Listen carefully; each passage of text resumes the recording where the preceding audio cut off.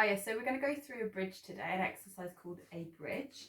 Now this is a really good one for spinal mobility, so range of movement of the spine, the spinal joints, but it does work pretty much at every muscle that we've got in our bodies. So it's a good one to do. I'm going to get Hattie into a bridge, show you guys how to do it, and then I'm going to give you guys a couple of variations and ways to make it a bit more difficult, okay? Now, if you have any knee problems, lower back problems, anything like that, this exercise may not work for you. If you tend to get cramp behind the legs, always bring your heels up towards your bum, okay? So get the heels as close to your bum as you can. It's just where the hamstrings are a little bit overworked and then they cramp. So if you bring the heels up, it does help. Start with your hands on the floor, so you've got a little bit of stability there. You can make it more difficult by floating hands up to the ceiling. So in our nice normal start position, and never have a block underneath your head. It just puts a little bit too much pressure through the neck, okay? So never have anything in behind your head. So we take a nice deep breath in. Exhale, tuck the tailbone. Peel your bottom off the mat. Lovely. Then your lower back, mid back, and upper back. And inhale, hold. So we've got a lovely straight line from shoulder, hip, knee, okay? Always tuck the tailbone. It's so easy to hollow the back, and that's incorrect. It's going to hurt the back, hurt the spinal muscles, get them overactive, and possibly put a little bit too much pressure through spinal joints as well. So hold and try and hold it still. Squeeze the bottom muscles together because that will protect the spine as well. So we're nice and level. We're looking to keep the right and the left side of the hip bones level. Perfect. So you can have a look down at that. Now squeeze your bottom muscles together, and we're going to slide the rib cage down towards the hips. Really nice. So again, really easy to lose control of the rib cage. I see a lot of people flaring ribs to the ceiling. Imagine there's a coil between ribs and hips, and you want to keep that nice and taut, okay? So from here, we take a nice deep breath in. Tuck that tailbone.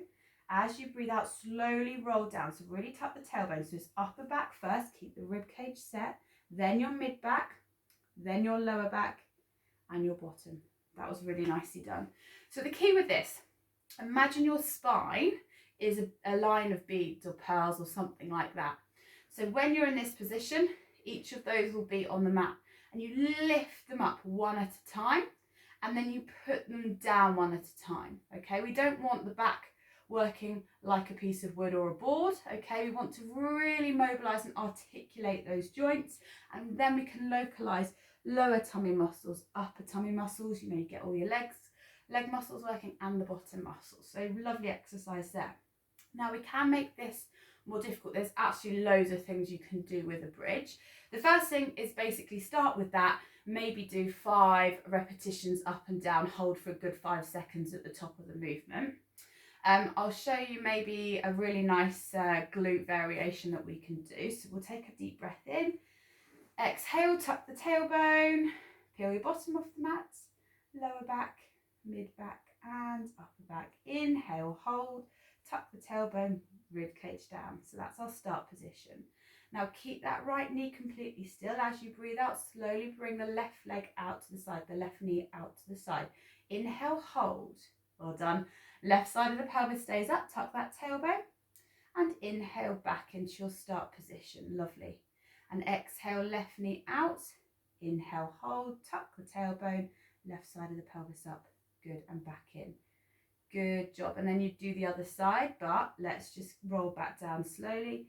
So upper, mid, and lower back. Awesome. So by bringing the knee out, we're really loading the corsets, okay? The temptation, as Hattie did, was to drop that side of the pelvis, but she corrected by lifting it to the ceiling.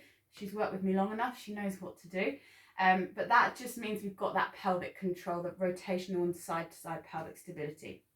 You can put a TheraBand actually around the legs. I haven't got one with me, and I won't do that to you, don't worry. But you can put on around the legs, just above the knees, and then you've got the resistance there as well, okay? Always remember, stabilizing knee should be able to balance a drink on there, so that shouldn't be moving around at all. And you're trying not to move pelvis or the spine once you're up in that bridge position, bringing the leg out. You can even, imagine Hattie was in a bridge, bring your foot off the floor, okay? So essentially you've got one foot stabilizing. That is quite advanced, so I wouldn't recommend doing that unless you've got some Pilates experience or you're super fit, no medical history. Another thing that you can do from your bridge, making sure you're really level through the pelvis, is actually dip a hip down and then bring it back up. So you're dipping the hip down, bringing it back up. I'll just quickly show you. So we'll very quickly get up into the bridge. Lovely, hold, tuck that tailbone, ribcage down, nice deep breath in. And as you breathe out, slowly lower the left side of the pelvis to the floor and inhale back up so it's in line with the right side. Lovely. And again, exhale, left hip down, and inhale back up. Good. And you try not to move the legs, okay? And slowly roll yourself back down, hats. Good. So a couple of variations. As I say, you can float your hands to the ceiling. Obviously that then means you've got less stability through your arms, so you could add that one into the mix as well. But this may not work for you, it may not be appropriate for you. If you do have any medical history you're not sure, please feel free to send me a message.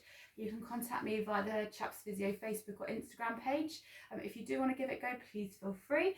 Film yourself, post it on social media, and remember to tag Chaps Physio and also hashtag Team Chaps.